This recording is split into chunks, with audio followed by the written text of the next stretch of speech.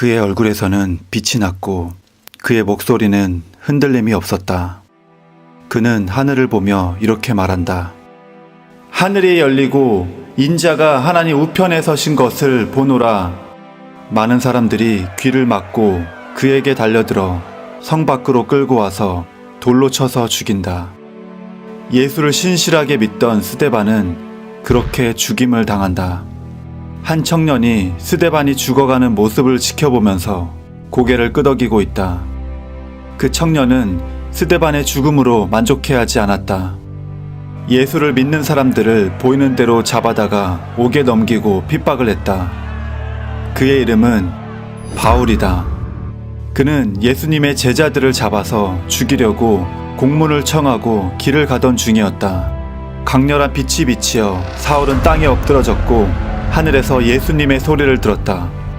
사울아, 네가 어찌하여 나를 박해하느냐? 예수님은 자신을 믿는 자들을 박해한 것이 곧 예수님을 박해한 것이라고 말씀하신다. 그는 그 자리에서 예수를 믿게 된다. 여기서부터 이상한 원리가 작동이 된다. 예수님을 따르는 자들, 즉 예수님을 죽인 바울에게 벌이 떨어져야 마땅한데 그를 용서해 주시는 것을 넘어서서 그를 의롭다고 여겨주신다. 하나님께서는 예수님을 죽인 그 바울을 하나님을 최고로 사랑한 사람처럼 여겨주시는 것이다. 이것은 바울이 열심히 복음을 전하기 전의 상황이다.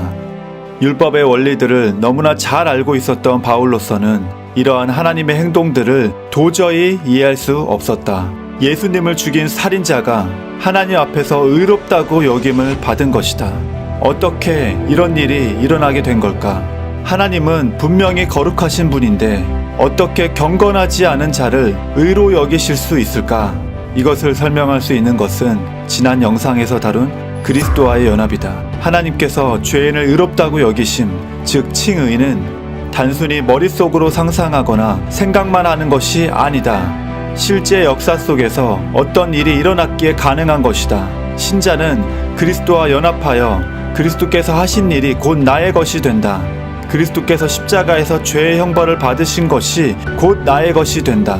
내가 십자가에서 죽은 것이다.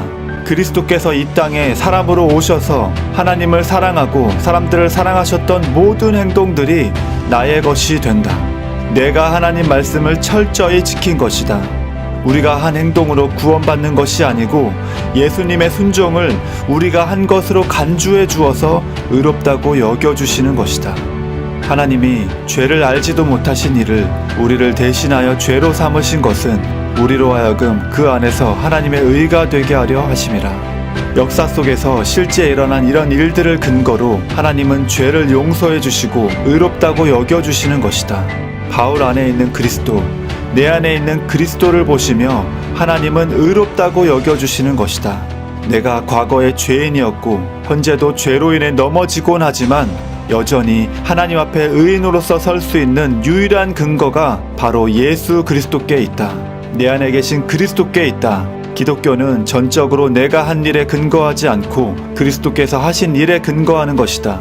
내가 하나님과 가까워지고 내가 하나님께 더 사랑을 받는 관계 속에 들어가는 것은 내가 열심히 예배드리고 성경 읽고 기도하고 봉사하는 것에 달린 일이 아니다. 우리의 행위로 하나님의 사랑을 더 받아내지 않는다. 그리스도께서 이루신 일 때문에 우리는 이미 하나님의 은혜와 사랑을 변함없이 받아 누리는 존재다. 하나님의 사랑을 더 받아내기 위해, 구원을 위해 무언가를 애쓰고 있다면 그것은 아직도 칭의를 이해하지 못하고 있는 것이다. 가능한 모든 수단을 다해 자신을 바라보는 것들을 중지시켜야 한다.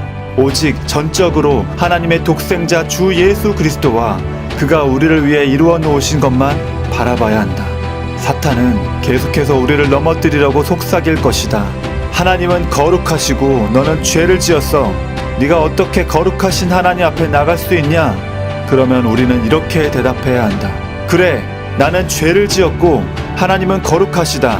그러나 그리스도께서 나의 의가 되신다. 누가 능히 하나님께서 택하신 자들을 고발하리요? 의롭다 하신 이는 하나님이시니. 내가 오늘 하나님 앞에 죄를 짓고도 하나님 앞에 나갈 수 있는 이유가 바로 내 안에 계신 그리스도 때문이다. 그래서 우리는 하나님께 기도를 올려드릴 때 그리스도의 이름으로 기도를 한다. 내 안에 계신 그리스도로 인해 의인의 신분으로 하나님 앞에 나아가는 것이다. 하나님은 내 안에 계신 그리스도로 인해 언제나 나를 기뻐하시고 내 기도를 들어주시는 것이다. 바울은 이런 하나님의 행동에 대해 은혜라고 말한다. 바울은 예수님을 박해하고 죽이던 자신을 내 안에 계시는 그리스도로 말미암아 의롭다고 여겨주시는 그 이해할 수 없는 하나님의 은혜의 행동을 늘 깊이 생각하며 살았다. 내가 나된 것은 하나님의 은혜로 된 것입니다. 이런 은혜를 아는 자만이 이런 고백을 할 수 있다. 나는 하나님이 주신 은혜의 복음을 전할 것입니다. 이를 위해 내 생명까지도 귀하게 여기지 않을 것입니다.